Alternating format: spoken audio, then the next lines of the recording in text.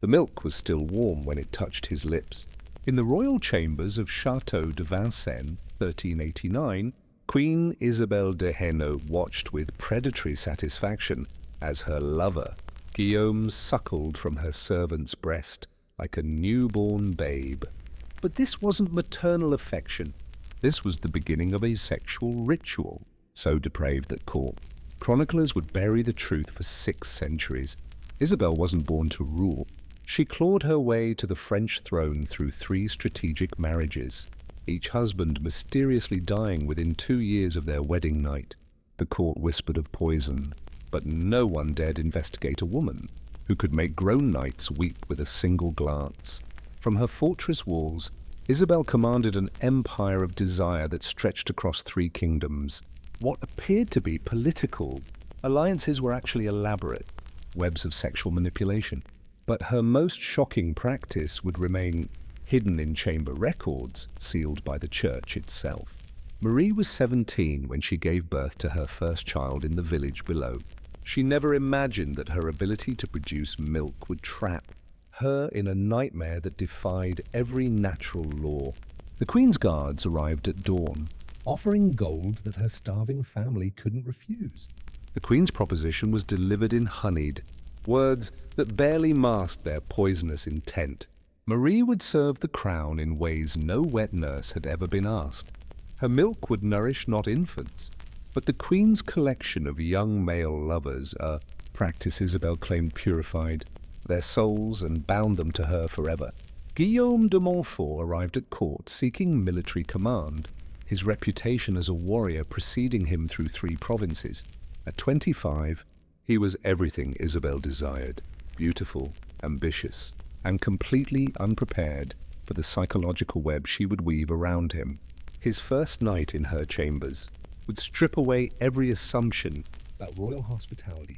Guillaume's confusion turned to horror as he realized what was expected of him. But refusing the Queen meant death, while compliance meant surrendering his dignity in ways no warrior had ever contemplated. The milk was sweet, but it tasted of humiliation that would poison his soul. For Marie, each feeding session was a violation of nature itself. Her body, designed to nourish her own child, was being perverted to satisfy a queen's twisted fantasies. The gold paid to her family felt like 30 pieces of silver, payment for betraying the sacred bond between mother and child. Word spread through the castle like plague. Nobles began requesting private audiences, not for political matters, but to witness the Queen's latest depravity. What had begun as Isabelle's personal perversion was becoming a spectacle that corrupted the entire court. The great knight who had once charged into battle, without fear, now trembled at the sound of footsteps in the corridor. Guillaume's identity as a warrior crumbled as the Queen's rituals stripped away his masculinity, layer by layer, transforming him from predator to prey. Within 3 months, Isabelle had collected 7 lovers, each bound to her through the degrading ritual. But she wasn't finished. The Queen had discovered that breaking strong men through maternal humiliation created a dependency more powerful than any chain or dungeon. Marie's own infant was starving as her milk was diverted to feed adult men. The cruel irony wasn't lost on her. Her child was dying so that the Queen could play out maternal fantasies with her sexual conquests. But the worst revelation was yet to come. Behind a false wall, investigators would later discover Isabelle's true laboratory, a chamber where she experimented with ways to enhance and prolong her feeding rituals. But what they found in her private journals would shock even hardened inquisitors who had seen the worst of human depravity. Isabelle's journal revealed the scientific precision behind her madness. She recorded each man's psychological responses, noting how maternal feeding broke down their resistance faster than torture or drugs. She was conducting systematic experiments in human degradation, using mother's milk as her weapon. The transformation was complete when Guillaume began asking for his feeding times, like an infant demanding schedule. The Queen had achieved something no dungeon could accomplish. She had reversed a grown man's psychological development. turning a feared warrior into a helpless dependent. The servants could no longer stomach their complicity. Led by Marie, they began planning the Queen's assassination. But their plot required perfect timing. One mistake would mean death not just for them, but for their families in the village below. Isabel's perversions had created enemies throughout her own household. She began tasting every dish 3 times, sleeping with a dagger under her pillow and trusting no one. The Queen, who had specialized in psychological manipulation, was now its victim. The Feast of St. Martin would be Isabel's last performance. As she raised her wine cup to toast another year of blessed rule, she had no idea that Marie had already chosen between serving a monster and serving justice. The toast would never reach her lips. Marie's hand was steady as she poured the wine, each drop containing enough hemlock to kill a horse. She had learned about poisons from the castle's herb garden, knowledge passed down from her grandmother. The Queen smiled graciously, completely trusting the woman she had tormented for months. The taste hit her tongue like liquid fire, bitter almonds masked by sweet wine. Isabel's eyes found Marie's across the crowded hall, and in that moment, predator and prey understood each other perfectly. The Queen, who had fed on humiliation, was now tasting her own destruction. The great hall became a theater of chaos as Isabel collapsed, foam bubbling from her lips. Her lovers, psychologically broken beyond repair, could only watch in childlike confusion as the woman who had reduced them to infants writhed in agony on the floor, where she had once commanded absolute obedience. Marie had seconds to reach the hidden passage she discovered during her months of servitude. The servants' rebellion was only beginning. They had also prepared poison for the guards and conspirators, who had enabled the Queen's perversions. Tonight the castle would burn. As poison coursed through her veins, Isabel's final words were a demand for milk, the very substance she had weaponized against others. But the wet nurses had fled, leaving the Queen to die as she had lived, surrounded by luxury but utterly alone in her depravity. By dawn, Château de Vincennes was a smoking ruin. Marie and 12 other servants had escaped to the forests, carrying with them the secret that would die with them. But what they discovered in the Queen's private chambers would haunt their nightmares forever. Because the breastfeeding ritual was just the beginning of Isabel's depravities.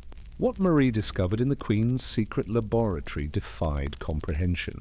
Dozens of glass bottles contained milk from different women, each labeled with names and detailed notes about their providers' diets, ages, and birthing histories. But these weren't just collections, they were ingredients for something far more sinister. Isabel had been experimenting with mixing different women's milk to create what she called essence of submission. Her journals described how milk from grieving mothers produced deeper psychological dependency, while milk from frightened women enhanced fear responses in her male victims. 3 days after Guillaume's psychological destruction, Henri de Valois arrived seeking appointment as royal treasurer. The 23-year-old had studied mathematics at the University of Paris and brought letters of recommendation from the Pope himself. His intelligence and beauty made him perfect for Isabel's collection. Henri's presentation to the Queen followed standard protocols until Isabel ordered him to remain after the formal court session ended. Her smile held promises that the naive young man interpreted as romantic interest. He had no idea he was being evaluated like livestock at market. Isabel's seduction followed the same calculated pattern she'd used on 6 previous victims. Fine wine to lower inhibitions, flattery about his intellect and beauty, promises of power and influence. Henri was enchanted, believing himself chosen by fate for greatness. Marie had hoped the Queen's death would end her nightmare, but Isabel's appetite for degrading both victims and servants had only grown. Each new lover meant more forced participation, more violation of maternal instincts, more gold that felt like blood money in her desperate hands. Henri's mathematical mind tried to rationalize what was happening to him. He told himself this was some ancient court ritual, a test of loyalty or religious ceremony. But as the warm milk filled his mouth, He knew he was crossing a line from which there would be no return. Guillaume's attempt to warn, Henri came too late. The new victim was already showing signs of psychological dependency. But Guillaume's desperate. Whispers revealed the full horror. There were others before them, men who had simply vanished when the Queen grew bored with their broken minds. By winter's end, Isabel had collected 12 lovers, each reduced to infantile dependency through her systematic psychological assault. The royal chambers had become a grotesque nursery where grown men competed for feeding, times like jealous babies. The final cruelty was watching her own child waste away while she was forced to nourish the Queen's collection of broken men. Marie's maternal love became a weapon turned against itself. Every drop of milk she provided to others was stolen from her own baby's mouth. The wet nurses had formed their own conspiracy, bound together by shared violation and maternal rage. Their plan wasn't just regicide. They intended to poison every nobleman who had watched their degradation as entertainment.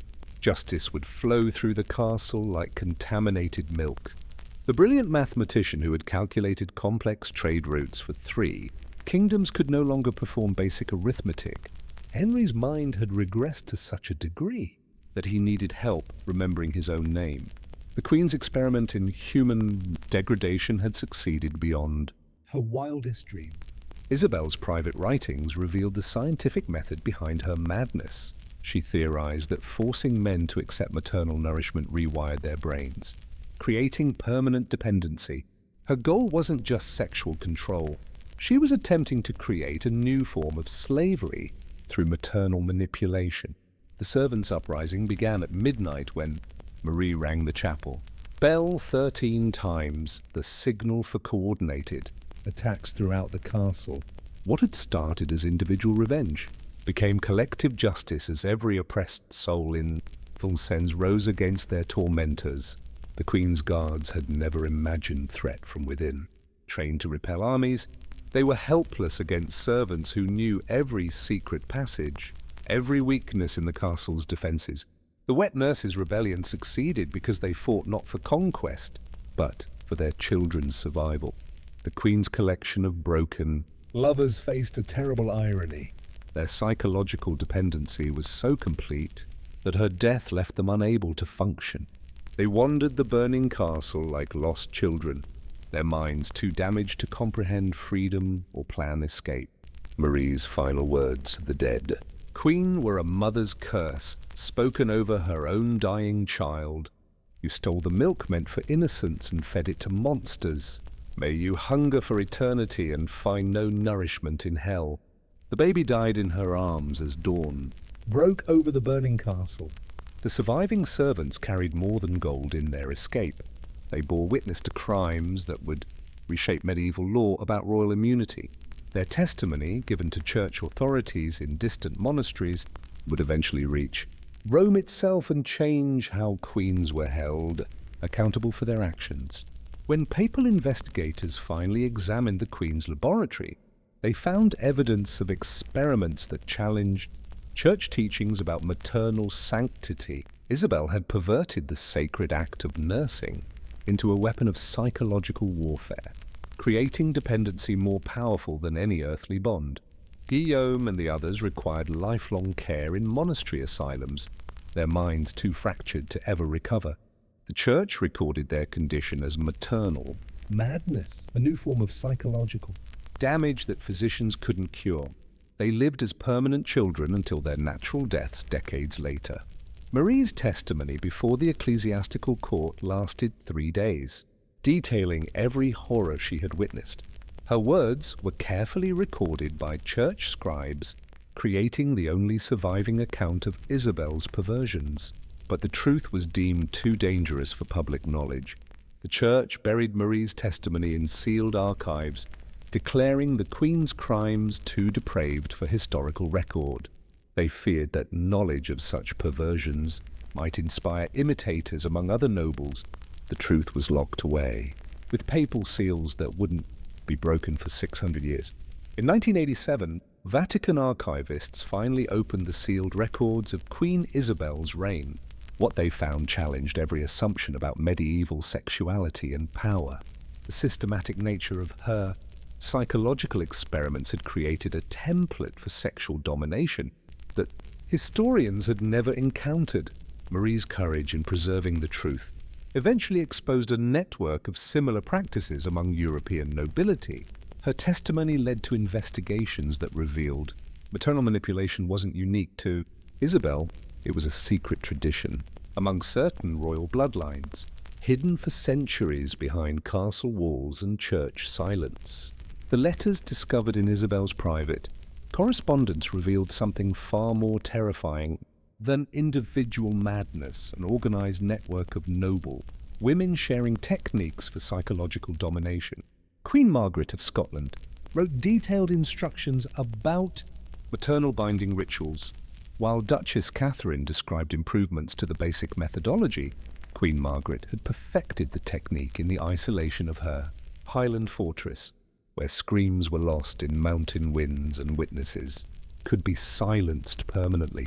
Scottish court records, hidden for centuries, revealed she had broken over 30 Highland warriors using maternal humiliation. Duchess Catherine had industrialized the process, creating what her private notes called efficiency improvements. Her mechanical restraints and measured feeding schedules could break a man's will in half the time Isabel required.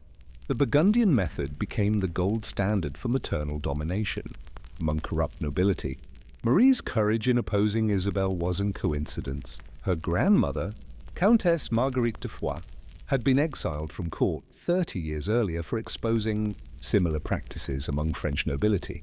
The rebellion against maternal manipulation ran in Marie's bloodline, like a hereditary calling. Marguerite had documented similar practices throughout Philip's court, discovering that forced nursing was just one technique in an arsenal of maternal domination used by noble women to control both servants and lovers. Her evidence was so damning that exile was considered merciful. Most who opposed the royal family simply disappeared. The practice traced back through 5 generations of French nobility, each queen teaching her daughters more sophisticated techniques for psychological control. What appeared to be individual perversion was actually inherited, knowledge passed down like family recipes for human destruction. Henri's brief moment of mental clarity came at dawn, when he remembered his sister's face and realized he was betraying everything she believed about his honor. His escape attempt lasted exactly 7 minutes before castle guards returned him to the royal chambers for corrective nursing. Isabel's response to Henri's rebellion revealed the violence always underlying her maternal facade. The queen who had claimed to nurture her lovers now showed her true nature. A sadist who used motherhood as a weapon and broke resistance through escalating cruelty. Cardinal Alessandro's investigation expanded across France as servant testimonies revealed identical practices in 7 different royal courts. The church faced a crisis. Exposing the truth would destabilize noble authority, but concealing it enabled continued atrocities. Against Christian souls, the Vatican's decision haunted church officials for centuries. Protecting royal authority meant sacrificing servant families to continued abuse. Cardinal Alessandro's private letters reveal his personal anguish at being ordered to suppress evidence of systematic torture. Hidden behind maternal imagery, Marie's exile became a sacred mission, preserving evidence of noble crimes that powerful institutions wanted erased. She carried copies of the Queen's experimental notes, hoping future generations would learn the truth about maternal manipulation as a weapon of psychological warfare. Brother Thomas recognized the documents' importance immediately. They provided systematic evidence of noble practices that violated church teachings about maternal sanctity. The monastery became a secret repository for testimonies, too dangerous for official church records. Marie's rebellion inspired coordinated uprisings across medieval Europe as servant networks shared intelligence about vulnerable points in noble defenses.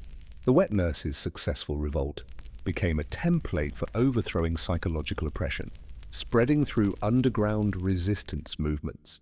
Queen Margaret's death followed the Vincennes template, Exactly. Poison administered during a feast while servants simultaneously eliminated guards and loyalists. The Highland warriors she had psychologically destroyed were too damaged to appreciate their freedom, but justice was served nonetheless. The Burgundian uprising proved most violent because Catherine's mechanical enhancements had enabled greater systematic abuse. Peasants destroyed her torture devices with sledgehammers, while servants hunted down every nobleman who had participated in or witnessed the degrading spectacles. Marie aged rapidly in exile. The trauma of witnessing systematic evil, combined with grief over her lost child taking its toll. But she found purpose in teaching other refugee women literacy, ensuring future generations could document and resist similar atrocities. Guillaume lived to age 55, but never recovered his adult mind. He died clutching a wooden soldier toy, his last words requesting milk and calling for his mother. The monastery created special burial rites for victims of maternal manipulation, recognizing their unique form of psychological martyrdom. Of all Isabel's victims, only Henry partially recovered his intellect through years of monastic care. His incomplete memoirs describe the systematic process of psychological breakdown in clinical terms, providing the only first-person account of maternal manipulation from a victim's perspective. The Church's secret response doctrine established covert investigation protocols for detecting maternal manipulation, while avoiding public scandal. Cardinal Alessandro's guidelines enabled discreet intervention in noble households without destabilizing political alliances that protected church interests. Modern psychology confirms the effectiveness of Isabel's techniques. Forced dependency on maternal figures creates psychological bonds stronger than Stockholm Syndrome. Her medieval experiments anticipated discoveries that wouldn't be officially recognized by science for another 500 years. Marie's deathbed confession revealed the existence of other practices she'd witnessed but never documented. Noble women who used maternal manipulation not just for sexual control, but for political blackmail, inheritance theft, and systematic murder hidden behind royal immunity.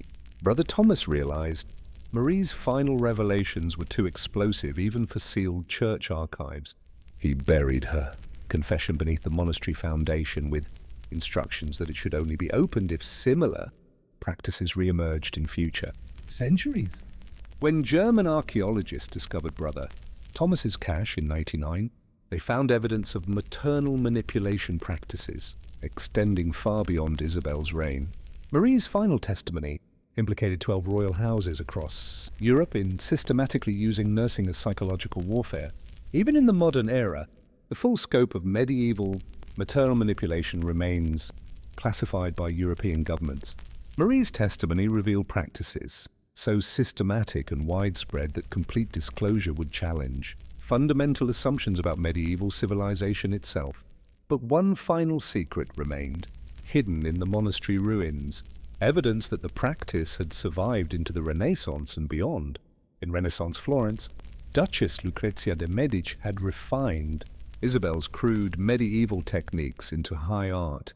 Her palazzo hosted what she called sacred symposiums, where brilliant young humanist scholars were systematically broken through maternal humiliation disguised as philosophical discourse about the divine feminine.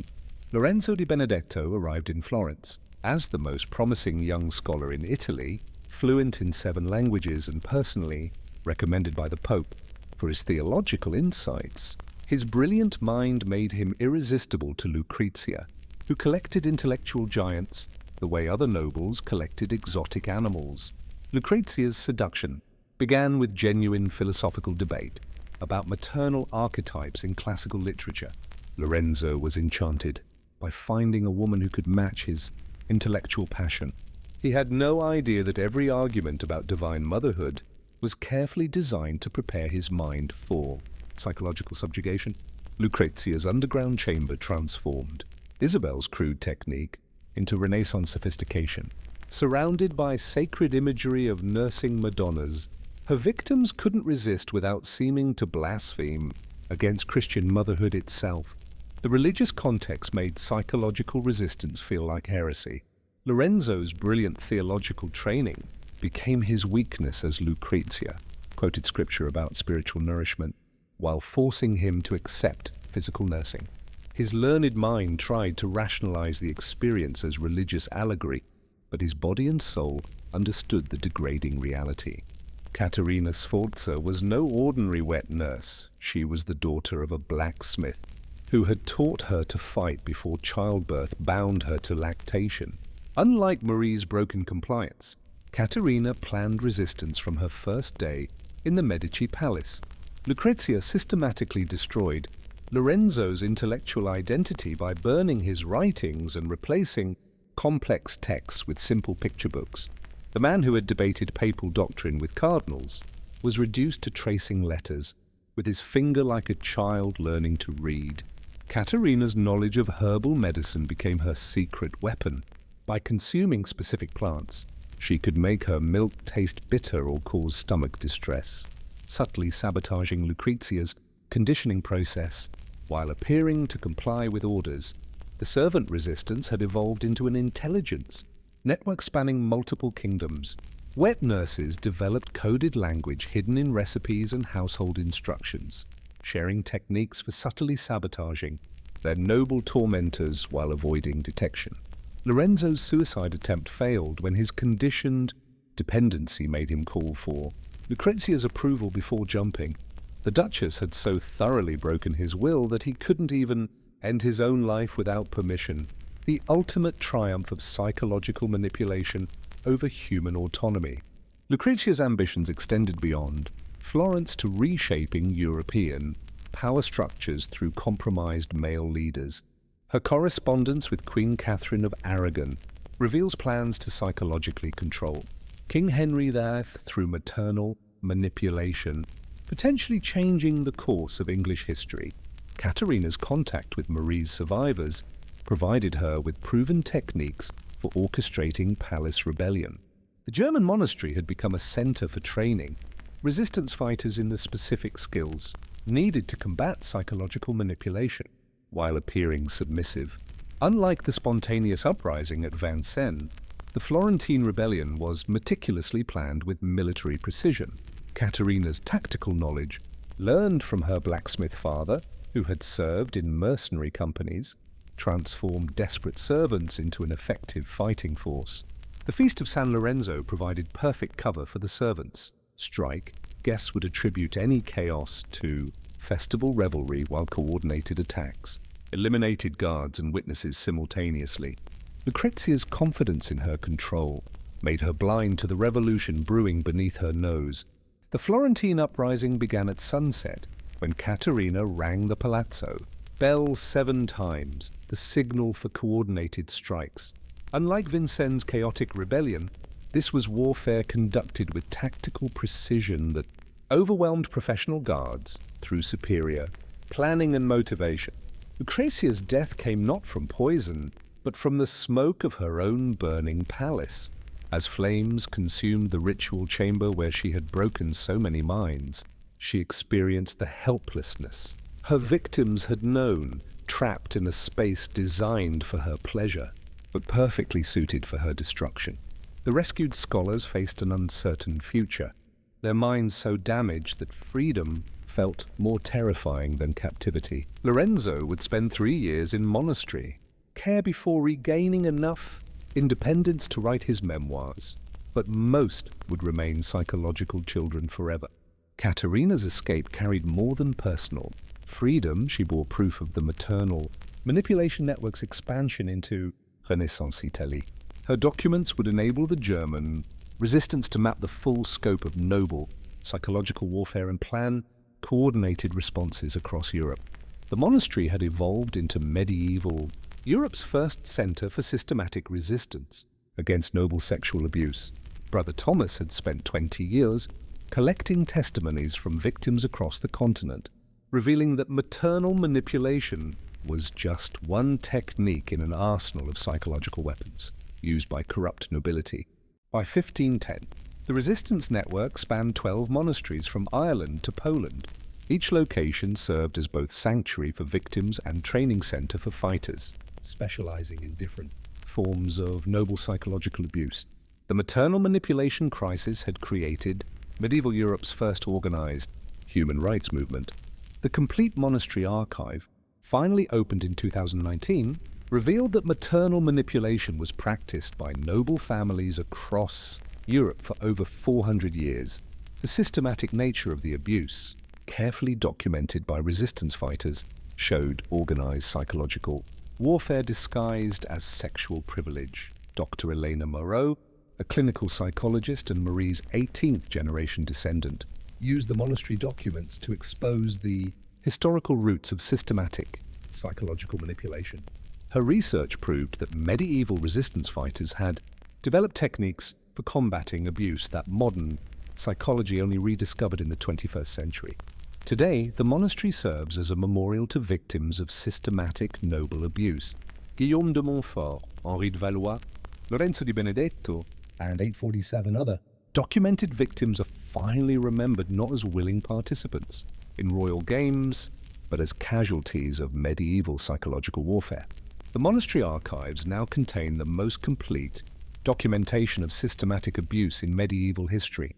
Marie's courage in preserving the truth despite persecution has given voice to centuries of silenced victims, ensuring that the horror of maternal manipulation can never again be hidden behind royal privilege and church complicity. Cardinal Francesco's investigation revealed that maternal manipulation had influenced major political decisions across Europe. Kings weakened by psychological conditioning had signed treaties, declared wars, and made succession choices while mentally reduced to dependent children seeking maternal approval from their noble wives. Newly discovered Vatican records reveal Anne Boleyn had learned maternal manipulation techniques during her time at European courts. Henry's notorious need for male heirs wasn't just political, it was psychological compensation for the maternal humiliation that broke his will during their private encounters. The Night of Broken Chains saw resistance. Fighters strike 17 noble houses simultaneously, liberating over 300 psychologically enslaved men and executing the noble women who had tormented them. Katerina's military knowledge, inherited from her blacksmith father, had transformed scattered rebels into an effective army. The church faced an impossible dilemma. Supporting royal authority meant enabling systematic torture while protecting victims. Threatened the political alliances that kept Europe Catholic. Pope Paul's decision would determine whether institutional power or individual dignity took precedence in Christian civilization. The secret papal bull, Materna Dignitas, authorized church agents to investigate and punish noble abuse while maintaining public silence. This created medieval Europe's first covert human rights enforcement network, operating through monasteries and trusted clergy to protect victims without destabilizing governments. Marie's final confession, sealed for centuries, revealed the existence of male nobles who had also practiced maternal manipulation, forcing their wives to nurse captured enemy soldiers as psychological torture. The practice crossed gender lines, creating systematic abuse networks more extensive than investigators had imagined. Lorenzo's recovery took decades, but his scholarly mind eventually helped him analyze his own psychological conditioning. His writings about the systematic nature of mental breaking became the foundation for understanding how maternal manipulation could be identified and treated in other victims. The Great Exposure of 1547 saw church agents reveal documented evidence of maternal manipulation simultaneously across Europe.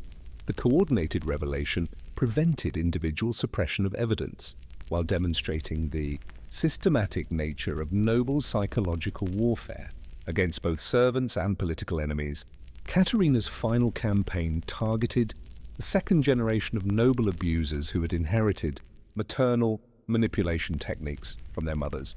The battle for Castello di Morte lasted 3 days, ending only when the last practitioner of systematic psychological torture was eliminated. The monastery revelations forced modern legal systems to confront uncomfortable questions about historical justice. The documented systematic nature of noble psychological torture met international definitions of crimes against humanity, creating precedent for prosecuting institutional abuse regardless of historical period. Dr. Moreau's research demonstrated that medieval resistance fighters had developed psychological techniques for combating systematic abuse that modern therapy only recently discovered. Marie's descendants had preserved knowledge that could help contemporary victims recover from similar psychological manipulation. The Memorial Garden of Maternal Dignity honors both victims and resistance fighters, preserving their stories for future generations. Marie's courage inspired a movement that ultimately transformed European understanding of noble accountability and individual human dignity. The Guillaume de Montfort Center for Trauma Studies uses medieval documentation of psychological abuse to understand modern patterns of systematic manipulation. His suffering, preserved in monastery records, now helps contemporary victims recognize and resist similar techniques. Modern analysis revealed that Isabel's techniques survived in various forms through history, appearing in cult programming, totalitarian indoctrination, and systematic domestic abuse. The medieval resistance movement had developed countermeasures that remain effective against contemporary psychological manipulation. The complete network included 73 noble families across 12 kingdoms, affecting over 2,000 documented victims. The systematic nature of the abuse, with training passed from mother to daughter through generations, represented organized psychological warfare disguised as sexual privilege. Henri's fragmentary mathematical analysis of his own psychological conditioning proved remarkably sophisticated. His equations, describing dependency creation through maternal manipulation, were centuries ahead of formal psychological theory, showing how brilliant minds could analyze even their own systematic destruction. The Vatican's 2020 acknowledgement of historical cover-up marked the first institutional apology for enabling systematic noble abuse. Church officials admitted that protecting political alliances had taken precedence over defending victims, violating fundamental Christian principles. Caterina's death in 1565 marked the end of an era she had lived to see the complete destruction of organized maternal manipulation across Europe. Her final words, preserved by Brother Thomas, were a promise that future generations would never again suffer the specific horrors she had fought. Marie's resistance techniques, preserved in monastery archives, now help modern victims recognize and resist psychological manipulation. Her methods for maintaining mental independence while appearing compliant have been adapted into contemporary therapeutic protocols. The resistance knowledge preserved by monastery networks now forms the foundation for modern understanding of systematic psychological abuse. Marie's sacrifice saved not only her own generation, but provided tools for recognizing and fighting similar patterns throughout history. The complete truth about medieval maternal manipulation, hidden for 6 centuries by church and state authorities, is finally entering public consciousness. The documentary evidence preserved by resistance fighters provides irrefutable proof of systematic institutional abuse and the courage required to combat it. Guillaume's legacy evolved from victim to inspiration. As his documented suffering helps modern survivors understand that psychological manipulation is not personal weakness but systematic assault, his story provides hope that even complete psychological breaking can be survived and ultimately serve justice. Marie's gravestone bears a simple inscription. She chose her child over their gold, but her legacy extends far beyond maternal love. She created the first systematic documentation of institutional psychological abuse and the first organized resistance movement that successfully combated it. The monastery archives serve as both memorial and warning. Systematic abuse requires systematic resistance, and courage like Marie's must be preserved and passed down through generations. Her choice to document truth despite persecution ensures that the horror of maternal manipulation can never again hide behind institutional silence. The milk was warm, but the truth was colder than any medieval winter, and strong enough to survive 6 centuries of attempted suppression.